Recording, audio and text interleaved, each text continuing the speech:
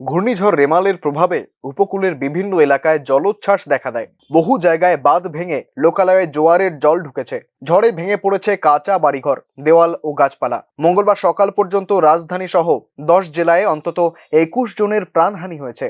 রেমালের তাণ্ডবে ঢাকায় 4 জন, ভোলায় 3, বরিশালে 3, পাটুয়াখালীতে 3, চট্টগ্রামে 2, খুলনা, সাতক্ষীরা, লালমনিরহাট, বরগুনা, কুষ্টিয়া ও কুমিল্লায় 1 জন করে মোট 21 জনের মৃত্যুর খবর পাওয়া গেছে। ঘূর্ণিঝড়ের তাণ্ডবে আংশিক এবং সম্পূর্ণ মিলে 1,50,475টি ঘরবাড়ি বিধ্বস্ত হয়েছে। রিমাল পরবর্তী পরিস্থিতি নিয়ে সাংবাদিক সম্মেলনে জানান দুর্যোগ ব্যবস্থাপনা ও ত্রাণ প্রতিমন্ত্রী মোহাম্মদ মাহিবুর রহমান। ঘূর্ণিঝড়ে মোট 19টি জেলা ক্ষতিগ্রস্ত হয়েছে। ক্ষতিগ্রস্ত উপজেলা সংখ্যা 107টি এবং ইউনিয়ন ও পৌরসভার সংখ্যা 914টি। মন্ত্রী জানান, ঘূর্ণিঝড়ে 37,58,096 জন মানুষ ক্ষতিগ্রস্ত হয়েছেন।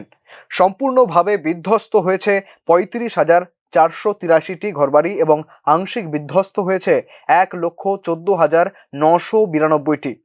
পাশাপাশি রিমালের তাণ্ডবে বিদ্যুৎ সংযোগ বিচ্ছিন্ন হওয়ায় ব্যাহত হয় বাংলাদেশের যোগাযোগ ব্যবস্থাও। আমি ভোরে একদম টেকনাফ থেকে সাতক্ষীরা এই উপকূলাঞ্চল প্রত্যেকজন মাননীয় সংসদের সাথে আমি ব্যক্তিগতভাবে কথা বলেছি, খোঁজখবর নিয়েছি। আমরা যেটা দিই সম্পূর্ণভাবে স্বচ্ছতার সাথে, যার টাকা তার কাছে আমাদের পৌঁছে যায়। তারপরও আপনাদের যে বক্তব্য এরকম সেটা আমরা খতিয়ে দেখব, এরকম কিছু হওয়ার যাতে সব ভবিষ্যতেও কোনো সম্ভাবনা না থাকে, এই জন্য আমরা আপনারা এটাকে লক্ষ্য করে আমরা আমাদের কাজ এগিয়ে যাব। আর আপনারা জানেন যে আমরা ইতিমধ্যে মনে হয় আমাদের এবার যে আমরা বরাদ্দ এই অল্প সময়ের মধ্যে যেটা দিয়েছি, এটা আজকের দিন পর্যন্ত আমাদের তো বরাদ্দর কার্যক্রম অব্যাহত থাকবে।